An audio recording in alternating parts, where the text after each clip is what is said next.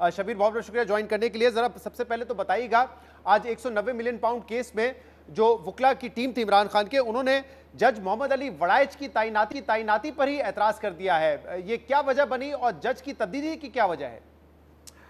जी शहजाद साहब, 190 million pound reference की समाअत पहले जो एहतसाब अदालत के जज हैं नासिर जावेद राना वो कर रहे थे, लेकिन चूँकि वो डेपुटेशन पर थे, एहतसाब अदालत में उनका डेपुटेशन पीरियड पूरा हो चुका था और उन्होंने 2-3 दिन पहले अपना चार्ज छोड़ दिया और अब जो नए जज तैनात किए गए हैं मोहम्मद अली वड़ाइच, उन्होंने आज 190 मिलियन पाउंड रेफरेंस की समाअत की और समाअत के दौरान जो बानी PTI के वकला है उन्होंने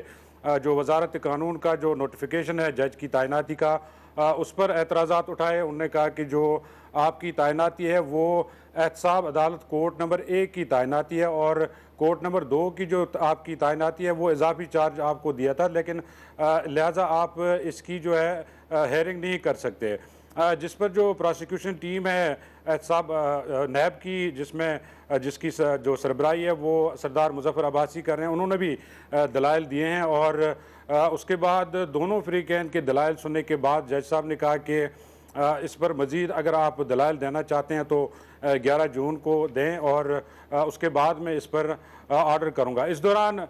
जो इमरान खान है वो भी रोस्टन पर आए। उन्होंने जज साहब से कहा कि जो हमारे पिछले केसेस के ट्रायल हुए हैं हमें फेयर ट्रायल नहीं दिया गया, हमारे वकला को नहीं सुना गया, हमें नहीं सुनाया गया, लिहाजा हम चाहते हैं कि इस केस का जो ट्रायल है वो नॉर्मली चलाया जाए। जिस पर जज साहब ने उन्हें कहा कि जो पिछले केसेस के ट्रायल हो चुके हैं वो तो जो होना था हो चुका है, इस केस के बारे में अगर आपको कोई एतराज़ है तो वो बताएं। जिस पर बानी PTI ने इस केस के हवाले से एतमाद का इजहार किया और उन्होंने कहा कि चूँकि इस्लामाबाद हाई कोर्ट ने कहा है कि ये ओपन ट्रायल है, लिहाजा मीडिया की जो एक्सेस है उसको भी आसान बनाया जाए, क्योंकि बाज़ औक़ात जो सहाफ़ी यहाँ आते हैं उनको कमरा अदालत में पीछे बिठाया जाता है, उनकी एक्सेस को आसान बनाया जाए, यही हमारी गुजारिशात है। उसके बाद बानी PTI वापस रोस्टम से उतरे और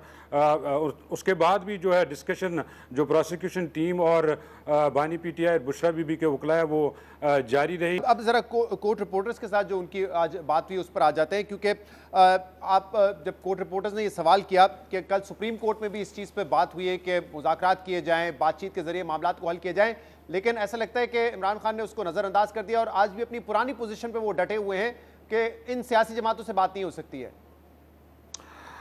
इमरान खान जब सहाफ़ियों से गुफ्तगू के लिए आए, चूँकि आजकल वो हमीदुर रहमान कमीशन रिपोर्ट का मुताला कर रहे हैं और वो अक्सर अपनी गुफ्तगू का आगाज़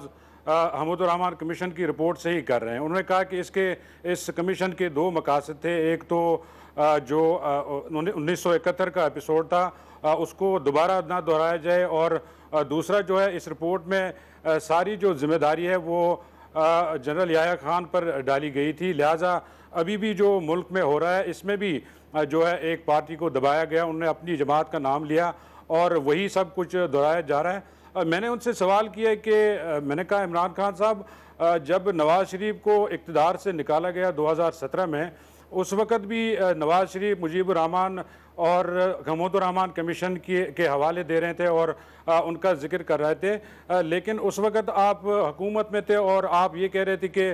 नवाज़ शरीफ दूसरा मुजीबुर रहमान बनना चाहता है और ये फ़ौज के इदारे को तबाह करना चाहता है। तो क्या जब आप इक़्तिदार से बाहर निकल आते हैं तो उसके बाद ये सब बातें आपको याद आती हैं? उस पर उन्होंने कहा कि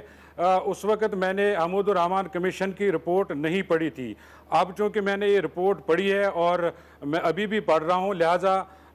इस वक्त मुझे सारी इस तफसील का जो है पता चला है। उसके बाद उन्होंने नैब तरामीम का जो केस चल रहा है सुप्रीम कोर्ट में, उस हवाले से उनका सवाल हुआ कि जो सुप्रीम कोर्ट ने आपको कहा है कि आप आगे बढ़ने के लिए सियासी जमातों से मुज़ाकरात करें, और उस पर इमरान खान ने कहा कि मैंने 14 मई 2023 को साबिक चीफ जस्टिस उमर अता बंदियाल के कहने पर